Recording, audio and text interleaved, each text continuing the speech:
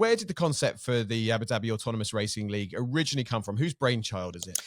The brainchild came from a number of our researchers here. There's an autonomous robotics research center here aligned to what we do. And if I were to say to you that the first language of that, many of the elements of that researcher is Italian, it might give you a certain sense of where this came from. So we had a whole lot of engineers who were working in autonomy, but had also gone to school in Motor Valley in Italy. And so they had motor racing in their DNA. And so while they were doing their research, they also wanted to become involved as an autonomous racing team. So they participated in one of the series, and this got us thinking that, wow, we could scale this up somewhat. And one thing led to another, and we said, look, why don't we launch something here that has a global ambition and reach, but it tries to marry pushing technological boundaries with at the same time including people in by having this as an extreme sport. So, to be very clear on this, we weren't starting up by saying, hey, we're going to replace Formula One or something like that. We were looking at how we're pushing technological frontiers and then bringing an audience in through using sport as the vehicle for popularizing that. And that led to, as I say, the creation of A2RL just over a year ago. Now, the cars that you use are quite interesting. We've obviously seen things like Robo Race in the past using a certain type of car. You've chosen the SuperFormula car. What's the reason or the thinking behind using that particular machine? I guess one of the things we started out saying is, like, what's the best open wheel racer that we can get? And the Formula One cars weren't on offer to us. But we also wanted to have a one design. Because what we wanted in the first instance to test the programming and the algorithms. So SuperFormula, in terms of its performance, comes just in terms of performance tests, is just after Formula One, and it also comes in that one design format. So that was the big motivating factor for us in getting the SuperFormula. To get that, of course, wasn't easy.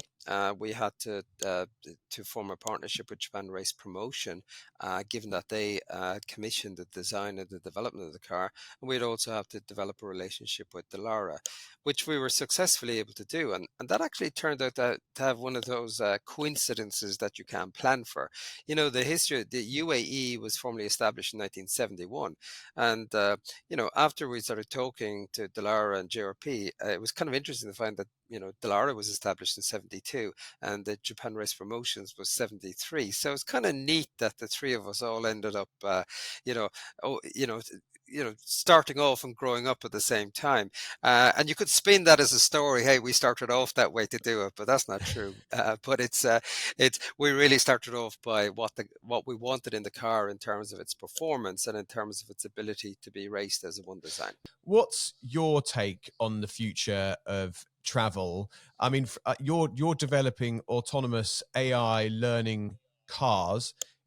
Do you think, putting yourself, get your crystal ball out, 20 years in the future, are we going to be flying around? Are we going to be sitting, reading the paper in the back of an autonomous car? A bit of both? Where do you see this going? Because presumably a lot of this is for the trickle down into the cars that people drive every day on the roads.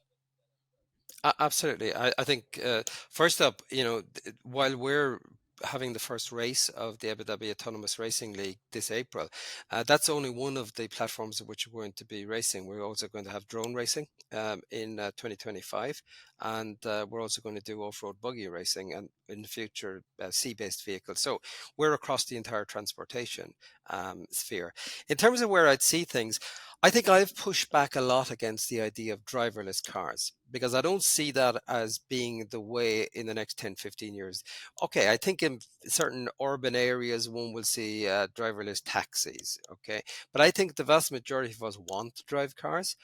So I see our big contribution here as improving the safety of driving those cars. If you think about it, when I remember my dad's first car, and sitting in and trying to turn the steering wheel without power assist, my goodness, you have to build muscles to do it, right?